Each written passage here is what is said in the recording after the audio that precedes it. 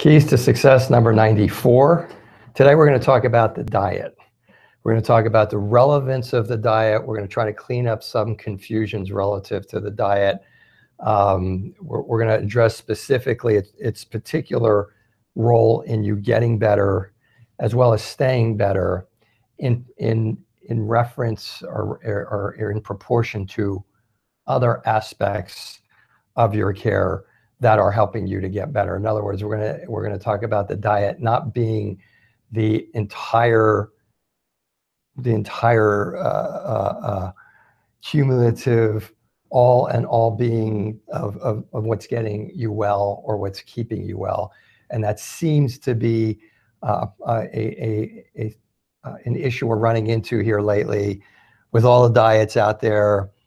90% of the people come in here right now are either on the paleo diet or the autoimmune paleo diet before they even get here, which should tell people something about the fact that the diet is a part of it. You're going to discuss how it's the foundation, but the diet isn't everything to you getting better. So, and that can be a little challenge when people come in and Dr. Gates is treating them and maybe it's a month or two and maybe the person's not completely better, but they feel like I've changed my diet, I should be better. I think that's coming from the overwhelming. We went from no diet information 5 years ago to now that we understand that food is important, to now everybody commercializing different diets. And now it's the autoimmune paleo diet, and now it's the paleo diet, and now it's the FODMAP diet, and all those diets have a relevance. Okay, but not all diets are good for everybody, and there's a lot more to getting better if you're one of our patients, because most of our patients come in and have chronic fight-flight syndrome, have autoimmunities, and it gets quite complex. There's usually a lot of vicious cycles to where the diet, as most of you have found out who are already eating well before you got here, who are already eating better than most of humanity, who are on the paleo diet, you are on the autoimmune paleo diet, you're on some special diet, we're still here asking us to help you.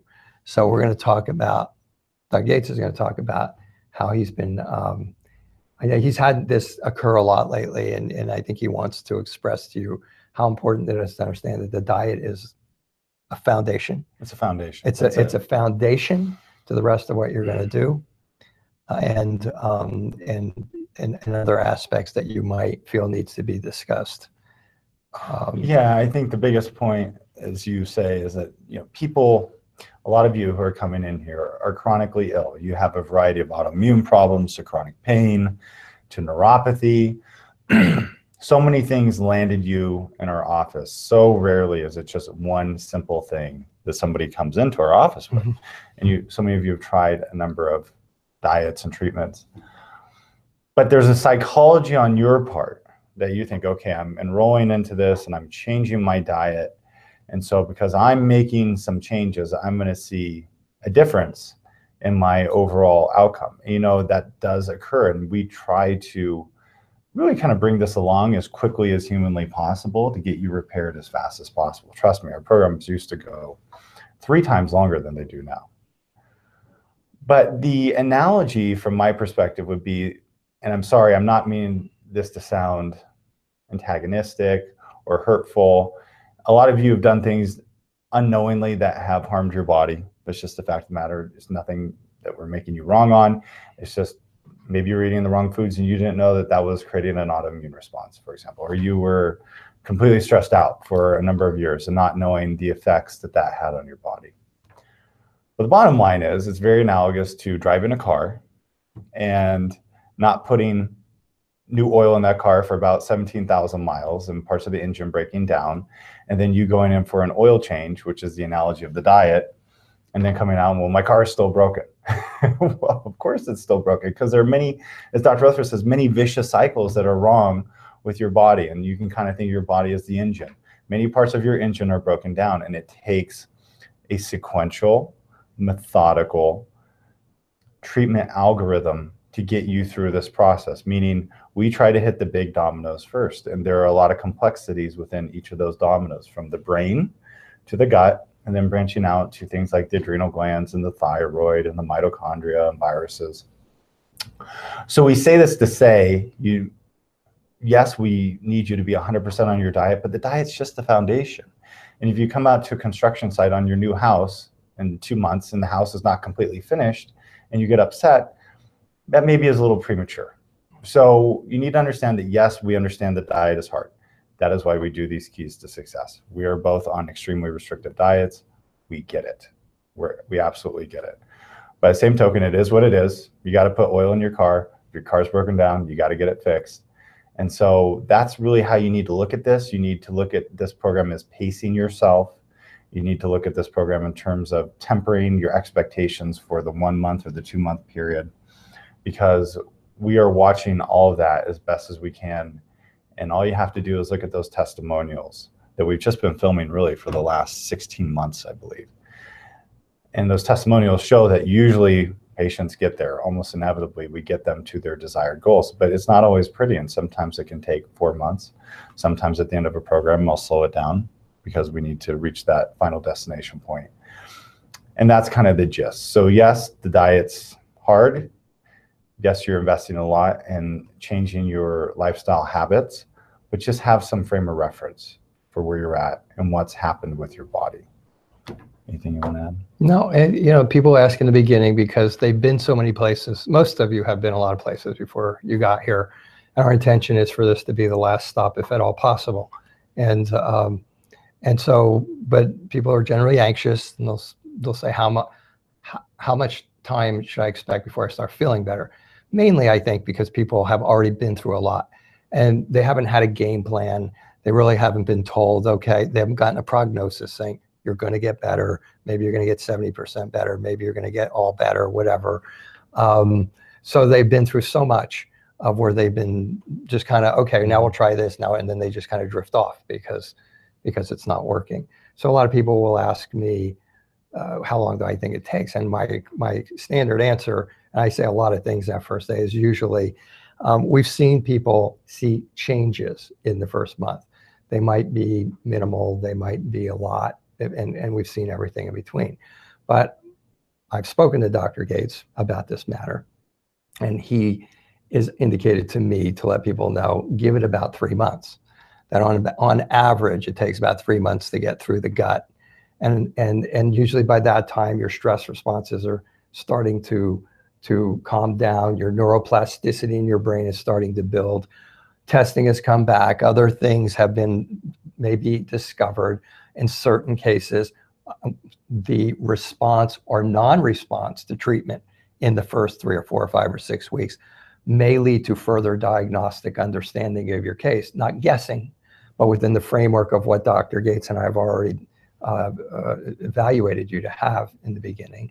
And maybe there is a parasite that needs to be taken, or a virus that needs to be dealt with, or something along those lines. So there is so that's the general feel of you'll have ups, you'll have downs, you'll have ups, you'll have downs. And Dr. Rutherford's words are very specific. Most patients see some change at 3 months. I have had some patients who don't have changes for 5 months, and then we hit it right at the end. Right. And then they're perfect, or they're relatively significantly improved for a long period after that. Especially the chronic fatigue patients, they tend to be more challenging. Or if you have a neurodegenerative disorder, we're always very upfront. We say, we're aiming to slow the progression of this. We're not telling people with, Alzheimer's that they're going to be cured again. Right. So we try to be ever so specific with that.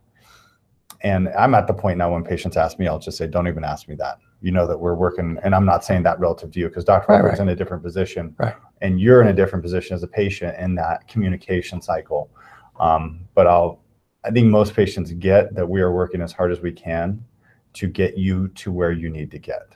And and to summarize that, we started off this, before we started, I was talking about an article that I read yesterday, and how the new miracle was going to be all people who had pain were going to take fatty acids and different types of end organ type nutrients, and that was going to cure everything. And I read these things and I think, they're not taking into consideration emotional trauma, chronic stress hormones. They're not taking into consideration leaky gut. They're not taking into consideration Epstein-Barr virus, autoimmune, nothing. It's the newest commercialization of a new test, a new product, but it's one more thing that hits the patient population that says, this diet's going to work. This book was written. They must know. They couldn't write this book and say this will work. The patient who has had success with fibromyalgia by doing this, but they didn't have all of the things that the next person had. And it's kind of a barrier right now because there's so much commercialization going on out there. There's no certification board that reviews everything, and there's good to that and there's bad to that. But the diet is the big thing because everybody and anybody can be an expert on diet, but they're not. There's multiple diets out there that are used. You want to know what diet is for you. If you have autoimmunity, it has to be calmed down. If you have a leaky gut, it has to be fixed. If you have chronic stress hormones damaging the inside of your gut, that has to be fixed. All that has to be fixed before you can even begin to start to reintroduce foods and find your diet. And why does Dr. Gates choose this tedious approach to this? Because all allergy testing out there is unreliable.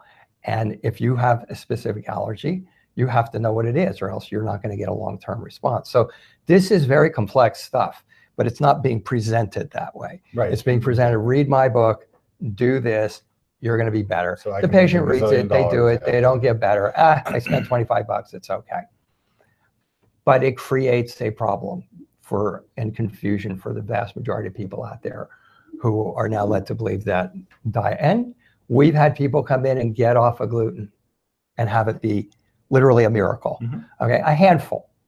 Yeah, a handful, maybe not even 6. They don't really even exist now in our patient practice. Exactly. Everybody's tried it before they come here. So it either worked or didn't. And the other thing I'm going to say is you also have to look at your case objectively too. So we've had cases where, and I learned this long ago from Dr. Rutherford when I started into chronic pain, and that people would come in and say, I'm not any better. I'm not getting better. And then you ask them, they may be focused on one particular facet of their condition. So maybe their feet are still painful.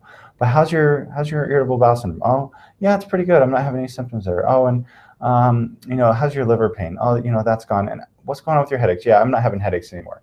You get the example. And so you kind of have to look at your case as a whole and say, oh yeah, I am progressing in this department and that department.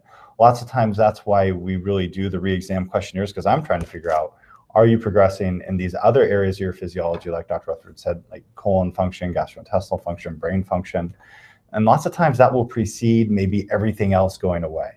So we just wanted to paint this picture. We're actually going to have all new patients watch this broadcast first, because it's so important for people to understand kind of the roadmap. And if you're starting out thinking that you're running, for example, a 3-mile race and it turns out to be a 26-mile race, it may be good to have some perspective that, you need to pace yourself.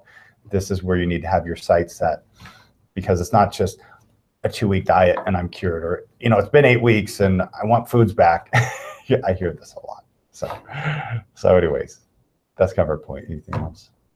No, I think that's good. Okay. I think that's good. I could talk on this for a long time because it is a challenge, and we're not being mean or anything like that.